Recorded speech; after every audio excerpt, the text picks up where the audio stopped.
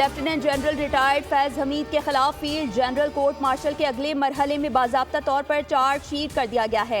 ISPR के मुताबिक इल्जामात में सियासी सरगर्मियों में मुलविस होना, ऑफिशियल सीक्रेट एक्ट की खिलाफ वर्जियां करते हुए रियासत के तहफ़्फ़ुज़ और मुफाद समेत अफराद को नाजायज़ नुकसान पहुँचाना, इख्तियारात और सरकारी वसाइल का गलत इस्तेमाल शामिल हैं।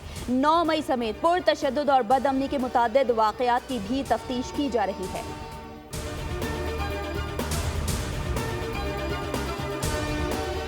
और फैज हमीद ने सबूत और गवाही दे दी। अब बानी PTI को कैसे छोड़ा जा सकता है? ताकतवर का एहतिसाब ऐसे हो रहा है जैसे आम आदमी का होता है।